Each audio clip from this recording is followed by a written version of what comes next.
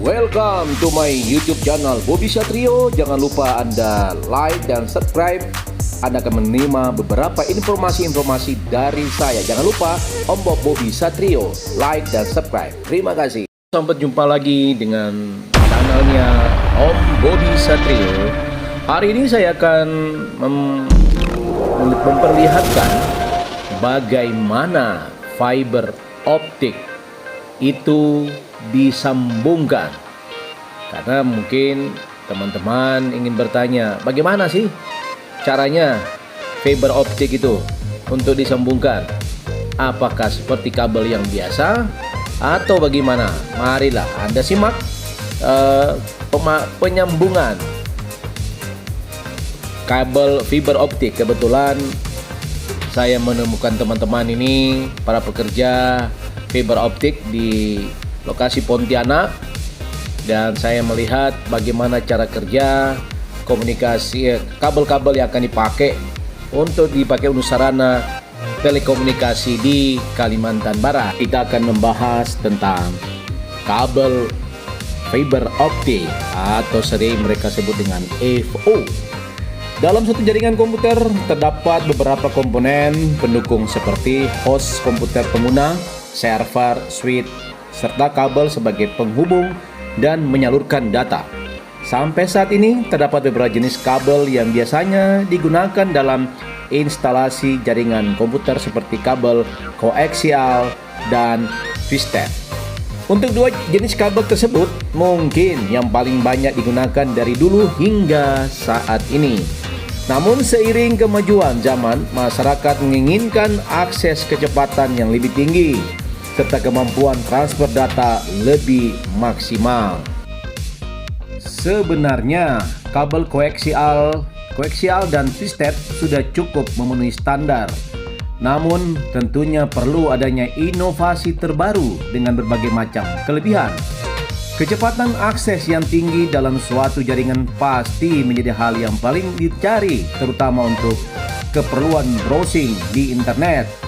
Hal inilah yang melatar belakangi kemunculan kabel fiber optik, dan dalam sekejap langsung mendapat tempat tersendiri di masyarakat.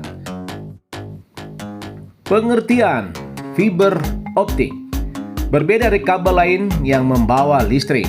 Kabel fiber optik adalah jenis kabel yang berfungsi mengubah sinyal listrik menjadi cahaya dan mengalirkannya dari satu ke titik yang lain. Bahwa utama dari kabel fiber optik ini adalah dari serat kaca dan plastik yang sangat halus, bahkan lebih halus dari sehelai rambut. Beda halnya dengan kabel yang lain yang memakai bahan dari tembaga. Terdapat dua jenis mode transmisi, yakni single mode yang memanfaatkan sinar laser sebagai media transmisi dan multi mode yang menggunakan media LED. Biasanya jenis kabel fiber optik ini lebih sering dipakai pada suatu instalasi jaringan dengan kelas menengah hingga atas. Sedangkan fungsi fiber optik pada dasarnya, fungsi dari fiber optik sama seperti kabel yang lainnya, yakni menghubungkan antara komputer atau pengguna satu sama lain dengan dalam lingkup jaringan tertentu. Yang menjadi pembeda adalah kecepatan akses yang tinggi serta kemampuan transfer data lebih cepat. Untuk kecepatan pengiriman data bisa sampai kisaran gigabyte per detiknya.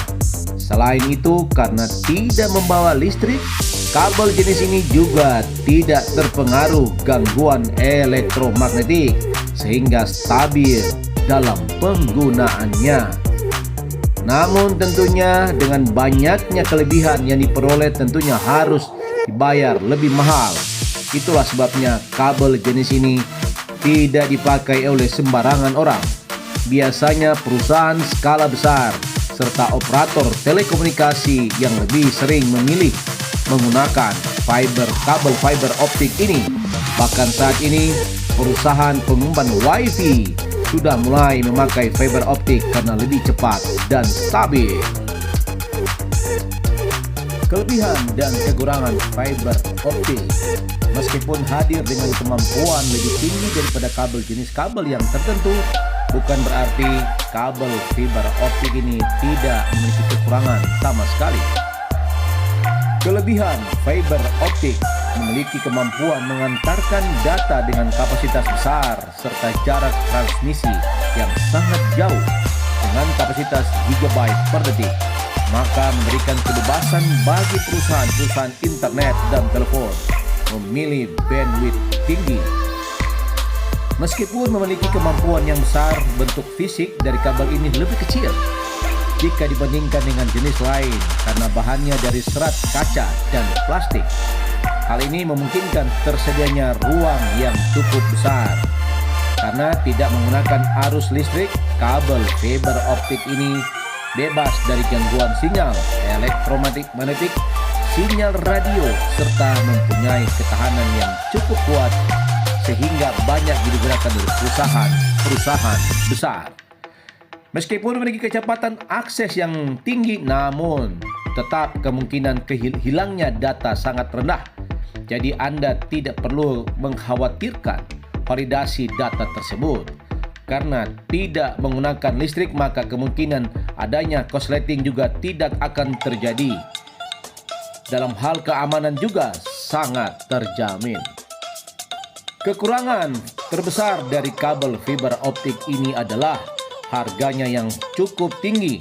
Hal ini sangatlah wajar mengingat bahan-bahan yang digunakan serta pemasangannya menggunakan kabel jenis bukanlah sembarangan, melainkan perusahaan atau penyedia jasa komunikasi yang memang menginginkan akses lebih cepat. Selain memakan biaya besar pada pemasangan, untuk perawatan fiber optik pun juga memerlukan biaya yang tidak sedikit. Melihat alat-alat yang digunakan juga tidaklah murah.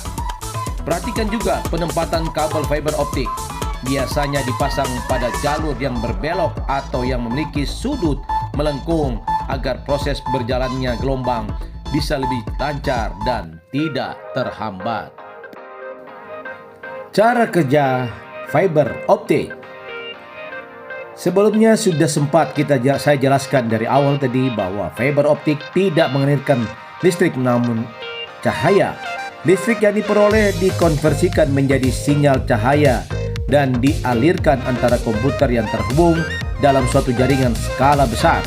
Hal ini menjadikan kabel fiber optik sangat cocok digunakan pada wilayah dengan banyaknya gangguan elektromagnetik. Jika pada kabel koaksial atau twisted, panjangnya kabel seringkali menjadi penghambat, namun hal ini tidak berlaku bagi kabel fiber optik. Bahan baku yang terbuat dari serat kaca murni mampu membawa cahaya untuk mentransmisikan data secara terus-menerus tanpa menghiraukan panjangnya kabel yang digunakan. Intinya dalam kabel fiber optik menggunakan cara kerja dengan memanfaatkan cermin untuk menghasilkan total internal reflection atau bahasa umumnya adalah refleksi total pada bagian serat kaca. Itulah pengertian fiber optik yang perlu Anda ketahui, terutama jika Anda ingin melakukan instalasi jaringan. Meskipun memiliki harga yang lumayan tinggi, namun dengan melihat manfaat serta keuntungannya, maka sangatlah wajar beberapa perusahaan besar lebih memilih jenis kabel ini. Terima kasih Anda telah menonton channel saya, channel Om Bobby Satrio. Sampai jumpa lagi dalam pembahasan-pembahasan yang lainnya.